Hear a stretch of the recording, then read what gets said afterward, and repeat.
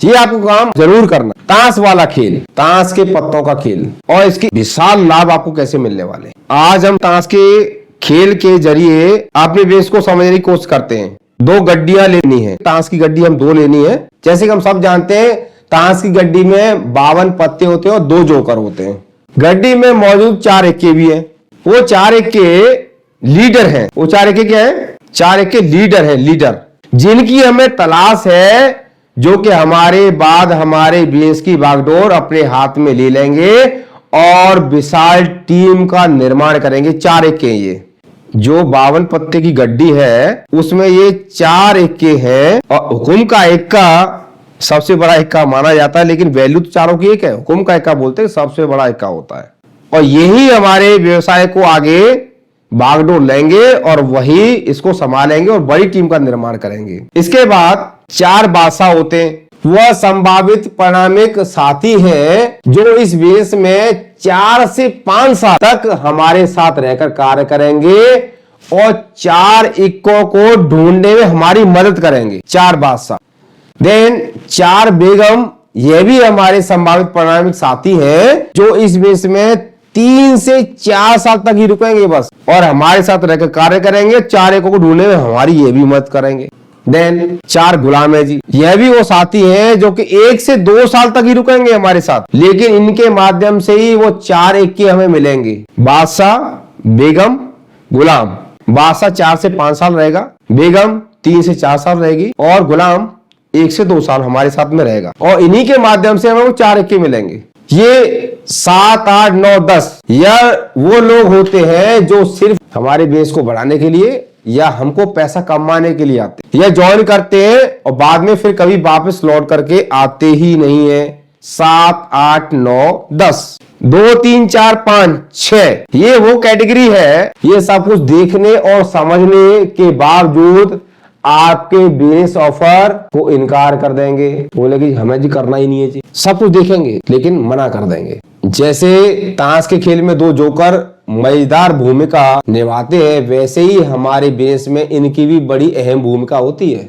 ज्यादातर ये लोग हमारे घरों या हमारे करीबों में मिल जाते हैं, कहीं बाहर ढूंढने की आवश्यकता नहीं इनको। बेस के प्रति इनका नजरिया हमेशा नेगेटिव रहता है, नेगेटिव नजरिया, कभी पॉजिटिव सोच ही नहीं सकते। ये आपको हमेशा यही समझाते हैं डायरेक्ट सेलिंग का बेस या ज्यादा दिन नहीं चलेगा और चलेगा भी तो किसी और के लिए, तुम्हारे लिए तो बिल्कुल नहीं चलेगा, ये समझाएंगे आप। मैंने जब ज्वाइन किया था तो मैं अपने फोल्डर की फोटो स्टेट कराने के लिए जाया करता था। फोटो कॉपी कराने के लिए, कलर फोटो कॉपी कराने के लिए, फोल्डर में टूल्स बनाने के लिए हम क्या करते थे, उसकी कलर फोटो कॉपी कराते थे। और कलर फोटो कॉपी कराने के लिए प्रयागराज में नंद टॉकीज पे सुमित जी करके हैं, उनकी हनुमान प्रिंटिंग के नाम से शॉप थी, इकलौते वही थे उस समय, बड़ा क्रेज था उस समय। तो 25 रुपए 30 रुपए एक कॉपी के लिए करते, हमारे एक चेक में से 25-30 रुपए हमारे कम हो जाया करते फोटो कॉपी कराने के लिए। जिस दिन मैं उनके यहाँ पे पहले बार गया था तो मेरे को बोले कि ये आपका जो धंधा है ना वो 6 महीने से ज्यादा नहीं चलेगा। मैं देखते हैं भाई, तो हमको धक धक तो हुई थी यार, मतलब इतनी बड़ी शॉप खोल करके बैठा हुआ है और ये बोल रहा है कि 6 महीने से ज्यादा नहीं चलेगा। लेकिन हमें पता था हम किसके साथ जुड़े हुए हैं। देखो नेगेटिव का असर ज्यादा होता है, इफेक्ट तो डालती है वो, है ना। 6 महीने निकल गए, फिर हम उसके पास में तो जाते ही रहते थे और हमको बोलता 6 महीने 6 महीने। अब 1 साल हो गया तो हमने उसको बोला कि भाई 6 महीने तो काफी दिन के निकल गए, काफी समय हो गया, 6 महीने आप कब से काउंट करोगे? बोले आज से 6 महीने काउंट करते हैं। बोले अगले 6 महीने में डायरेक्ट सेलिंग में तुम काम नहीं कर पाओगे। मैंने क्यों? कि चलता नहीं है ये। ठीक है भाई, चलता नहीं है तो कोई बात नहीं है। 6 महीने और निकल गए, 1 साल निकल गई, हम उसके पास में जाते रहे। अब हम इसलिए जाते रहे कि उसको ये दिखाने के लिए कि डायरेक्ट सेलिंग आज भी चल रही है और चलती रहेगी। और हम उसके पास में जाके स्कॉर्पियो खड़ी कर दी, टॉप मॉडल। जब स्कॉर्पियो हमने खड़ी की तो फोटो कॉपी कराने गए हम 57,000 वाले चेक की, जो 71,158 रुपए हमारे 1 हफ्ते के अंदर आए थे, हम उसी के यहाँ पे फोटो कॉपी कराने गए। बोले सुमित जी इसकी जेरॉक्स निकलवानी है, कलर। पहले बोले थे बंद हो जाएगा ये। तो माय डियर फ्रेंड्स, यहाँ पे जिगरे में क्या ना, जिगरे में यहाँ पे भरोसा होना चाहिए खुद के ऊपर। लोग तो क्या ना गलत चीज बेच करके भी क्या ना पैसा बना जाते हैं, भरोसा होना चाहिए खुद के ऊपर। और आप तो बड़े सौभाग्यशाली हो कि सही चीज बेच रहे हो। हम फर्स्ट डे से सच्चाई के ऊपर काम कर रहे हैं। अगर आपको खुद के ऊपर भरोसा नहीं है, सच्चाई है, अच्छी चीज है, लेकिन आप बेचने की कला नहीं है, भरोसा नहीं है, तो आप दुखी राम ही रह जाओगे, आप सुखी राम नहीं बन पाओगे। ये बात आप नोट कर लें। अब क्या हुआ कि सालों निकल गए, उनके मित्र हमारे पास में आए, उनको बताया हमने कि यार सुमित जी करके थे। बोले हाँ है, उनका नंबर है, मेरा काफी साल हो गए मेरे को तो बाहर निकले हुए, उनसे बात कराओ। बोले और सर जी क्या कर रहे हो आप? मैं जिसको आप बंद करने की बोले थे हम वही कर रहे हैं। बोले अभी तो चल रहा है। मैं सर ये तो चलने के लिए बना है, जब तक दुनिया चलेगी तो डायरेक्ट सेलिंग चलेगी, इसके बिना तो कुछ चल ही नहीं सकता है। तो उसने मेरे को बोला सॉरी सर, मैंने आपको डिमोटिवेट किया। मैंने सुमित जी आपके डिमोटिवेट करने से मोटिवेट करने से क्या होता है मेरे भाई, खुद के अंदर जज्बा था कि जिंदगी बदलनी है, लाइफ में कुछ करके दिखाना है। तो उसके सामने आपकी जो ना थी, आपकी जो डिमोटिवेट कर रहे थे वो टिच्चू सा था, छोटा सा था, और मेरे विचार थे वो बहुत बड़े थे, विशाल थे। आपकी नेगेटिविटी मेरे ऊपर हावी इसलिए नहीं हो पाई क्योंकि मेरा जो सपना था वो बहुत बड़ा था, क्योंकि मैंने आपको अपने सपने को चुराने नहीं दिया। क्योंकि सपने चुराने वाले लोग ये अपने नजदीकी ज्यादा होते हैं, जो कि हमेशा समझाते रहते हैं कि भाई ये धंधा आपके लिए तो नहीं चलेगा, या किसी के लिए चल जाए, और हम इनको अपना सपना चुराने देते। सपने को मत चुराने दो। जिस दिन आपने सपना अपना चोरी होने दिया ना, वो सपना उसका हो जाएगा, या उसका हो या ना हो, लेकिन आपका तो चला जाएगा ना, आपके हाथ में क्या रह जाएगा।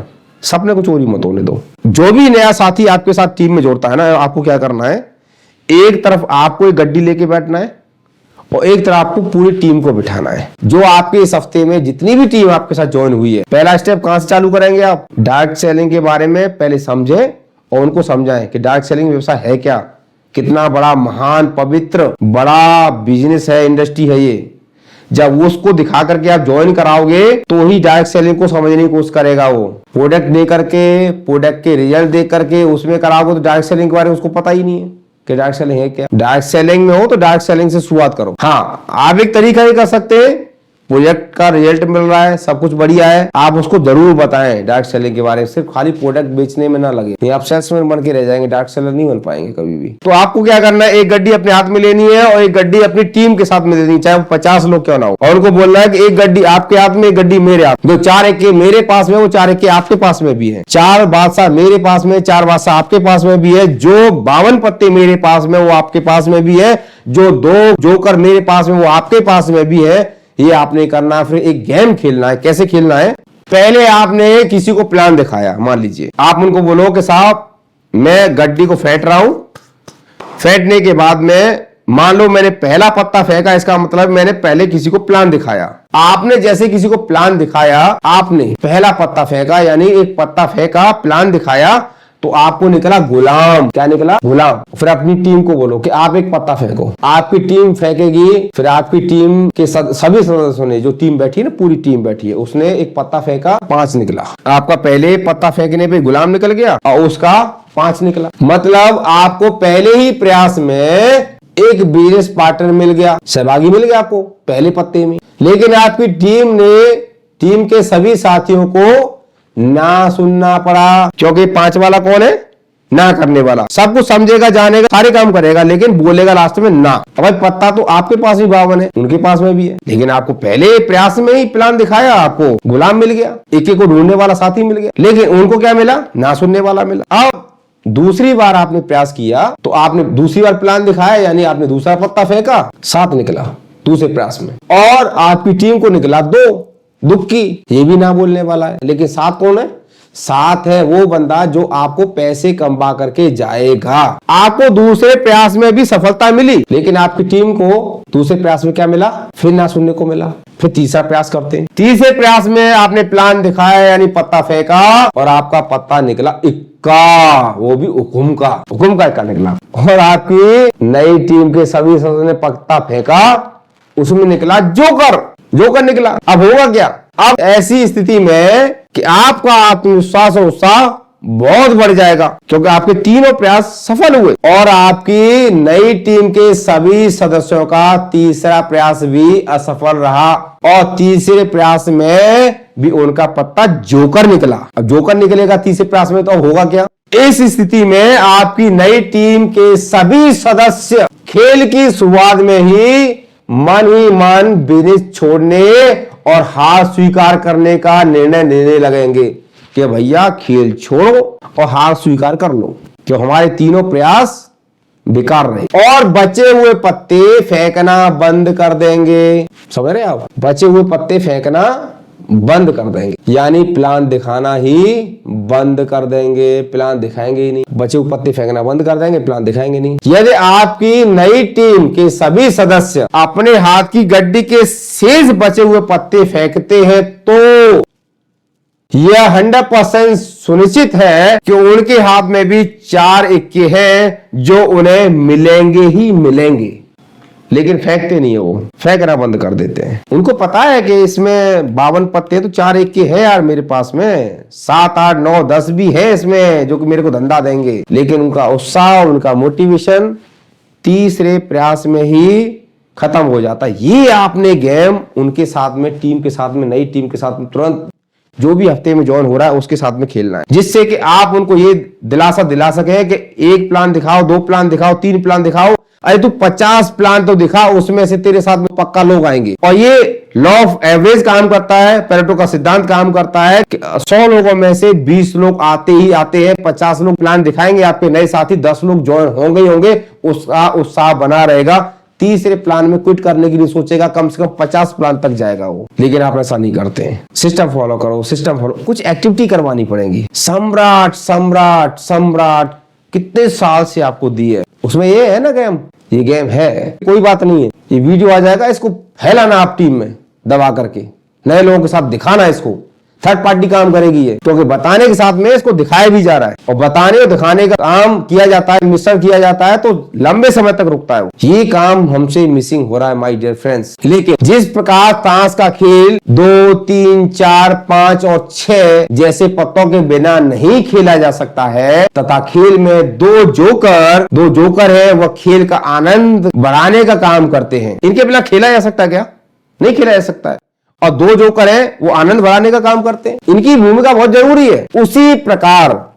उसी प्रकार यदि जीवन में चुनौती व संघर्ष न हो तो जीवन जीने का आनंद व मजा खत्म हो जाएगा। बाधाएं व चुनौती हमारे जीवन का संघर्ष है, ये संघर्ष है, यही संघर्ष हमें मजबूत बनाता है, और हम एक मजबूत संघर्षशील व्यक्ति के जीवन की कहानी सुनते हैं या सुनाते हैं। जब आप संघर्ष करके मजबूत व्यक्ति बन जाओगे तो आपकी जीवन की कहानी लोग दूसरे लोगों को सुनाएंगे कि हमारे लीडर ने ऐसे काम किया, ऐसे काम किया। दशरथ माझी की जो जीवन परिचय है, उनका कितने लोगों को लोग मोटिवेट होकर के देखते हैं, सुनते हैं, फिल्म भी बन गई उनके ऊपर, द माउंटेन मैन माझी। उन्होंने किया ना संघर्ष, उनका संघर्ष कम था क्या? 21 साल तक लगे रहे। हम 3 प्लान दिखाने के बाद ही फेल हो जाते हैं, क्यों?